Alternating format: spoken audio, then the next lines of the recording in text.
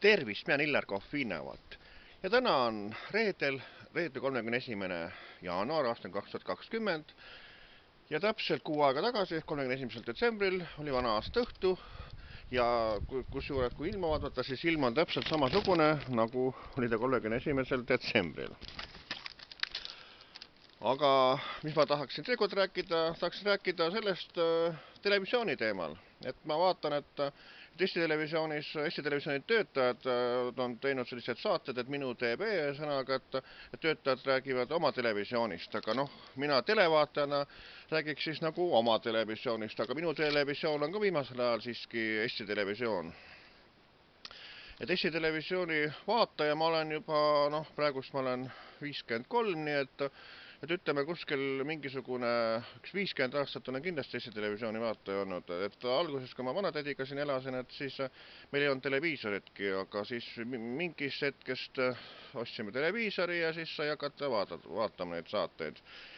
Nii et Eesti Televisioon on siiski olnud üks kõige paremaid televisioone. Sai vaadatud ka erakanaleid, aga seda sinnamaani kuni siin 2 või 3 aastat tagasi nüüd, millal 1. augustist erakanalid läksid vabalevist ära ja nii, et ega ei tunne neist puuduski ausalt öeldes, ega seda erakanalit seal on midagi eriti vaadatagi, et sihukene kollane mull ja sihukene ihihi ja ahahhaa ja nii. Aga ma teeks praegu ülevaate ka sellest, et millistes saadetes või kui mina olen nagu näha olnud nende aastate jooksul.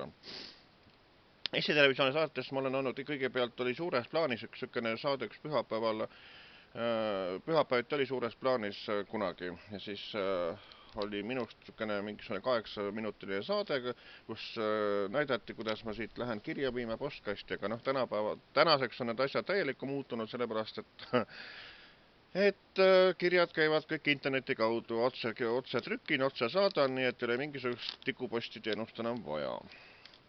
Nii, teine saade, mis ma olen Eesti Televisioonis osalenud, on Klaver Põõsas. See saade tehti nii ootamatult, või mulle ettepaneks osaleda. Ja seal ma laulsin Anne Veski kuldset hitti Jätke võtmed väljapoole, mida ma esitasin siin ka selles Koka saates, kui mul Jan Uuspõld ja Anne Veski ülas käisid, et Anne Veskiga duetina siin sammusel õues. Ja siis Riisa kohvikute päeval eelmise aasta maikuu alguses kuskil olid jälle siis Eesti Televisiooni korrespondent Ester Vilgats käis nagu sellest kohvikute päevast tegemas nagu sellist väikest lugu Eesti Televisiooni Aktuaalsele Kaamerale. Ja siis olin mina ka seal vilksamisi näha ühesõnaga. Aga eelmise aasta suvel, 5. juulil käisid mul külas Madis Ligemaa ühesõnaga ja üks teine noormees oli, kes tegid ka minust saatelõigu või filmilõigu Eesti lugude sarja ja mis on Mõjutajad ja see tuleb siis kuskil naistepäeva paiku tuleb ta Eesti Televisiooniga ETV2 ekraanile kõigepealt kell 22.30, nagu ma aru sain, ja siis hiljem on ta siis Eesti Televisiooni ekraanil. Nii et selles saates kuskil ma arvan, et mingisugune 10 minutit võib-olla on nagu siis minust seal nagu siis, et saate siis näha. Aga näiteks TV3-s ma olen osalenud, TV3-s oli sihukene asi, et kui ma sain 40 ühesõnaga, siis käis sealt operaator käis mul külas ja siis küsitles mind nagu kaamera taga ja siis ma rääkisin, aga see oli kokku pandud kena lugu Anneli Adermanni poolt. Ma tänan Anneli Adermanni, kuigi viimasel ajal ta minuga ei ole suhelda soovinud, ma olen küsimust saatnud, ei ole midagi mulle vastanud. Aga ka see kaunis sünnipäeva lugu on kuskil ära kadunud, nii et kuskilt interneti avarus ma teda üles ei leia, et keegi kustutas ära, ei, miks te nii teete. Aga siis ka kunagi ammu, kui Ester Vilgats oli alles TV3 reporter või korrespondent, siis kui kunagi oli mingi Pärnu Postimehe sünnipäeva sõnaks, kui Toomas Roosilehт, keda meie hulgas enam ei ole, kes oli siis peatoimetaja ja siis Ester Vilgats küsitles mind seal Ringi tänav 1, kus see toimetus asus, et seal natukene siis oli siuke väikene lõik sellest jälle reportaažist nagu ka minust juttu natuke seal minu kommentaaridest. Nii et, aga mis ma siis praegusel ajal ikkagi Eesti Televisiooni lainele, ühesõnaga, kuigi ma televiisoris nagu ei vaatagi üldse, mul on põhiliselt internet lahti ja internetist on ju kõik saated nagu otse vaadatavad ja siis järelvaadatavad on nad erakanalite puhul mõnda saadet, mis ma vaatan, aga ikkagi peamine saade, mida ma kogu aeg vaatan, on Õnne 13 siiski iga laupäeval, nii et esimesest osast alates kõiki osasid olen ma vaatan, nii et ma olen täielik Õnne 13 fänn. Ja samuti, mida ma vaatan, on Aktuaalne kaamera igal õhtul ja siis eriti mulle meeldib selle Aktuaalse kaamera ilmateade, sest see on kõige usutavam ja kõige usaldusväärsem sõnaga, et teiste kanalites ma ei vaata need ilmateadet, aga just Aktuaalse kaamera ilmateade, et see on alati kõige täpsem ja seda tasub alati vaadata.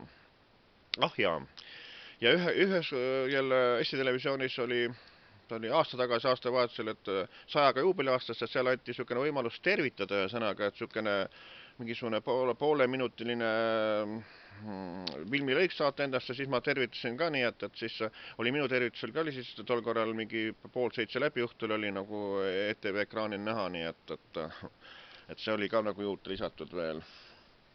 Nii et Eesti Televisioonile ma soovin kõike head, olge tublid, tehke häid saateid, eriti meelelahutussaateid, poliitikat võite vähem teha, et näidake seda Eesti inimeste elu nagu ikka, kes nagu samas mahlas ja nii nagu ta on, sõnaga, ja iga rohkem meelelahutust, nagu vanasti olid need reklaamiklubid ja värgid, sellised asjad, et praegusel ajal on ka need, ma ei tea, Hommik Anuga ja need igasugust muud asjad, eks ole, aga need saated on nagu natukene teistsugused, eks ole. Aga rahvas ikka vajaks ikka sellist, niisugust muusikat ja meelelahutust nagu rohkem üldse, et sellist asja nagu on nagu natuke vähe, aga sellist asjale võiks nagu Eesti Televisioon nagu rohkem tähelepanu pöörata, et hakkab rohkem nagu muusika on, eks, saatetega. Ja kunagi oli ka selline saate nagu, et eeter on vaba, et niisugune saade võiks ka olla, et minuni see saade, mina seal osaleda ei saanud, see enne ta vist lõppes otsa või oli ta kokku lepitud, et kellega see saade üldse tehti, ühesõnaga, et niisugune saade võiks ka olla, et anda nagu, ütleme, inimestele rahva seast anda võimalus ka nagu rääkida ja arvamust avaldada, aga mitte nii, et poliitikud on telesaadetes ja need on nagu ikka, et mina on see kõige parem ja see vastaserakond on nii ja naasugune ja siis niisugune võimuvõitlus käib, aga rahvale ei paku see mingisugust huvi, nii et parem niisugused saated üldse vähem teha, sõnaga, et eesmärk võiks olla siiski meelelahutus ikka rohkem, et rahvas vajab meelelahutust. Nii ütlen mina, Illar Kohviina avalt.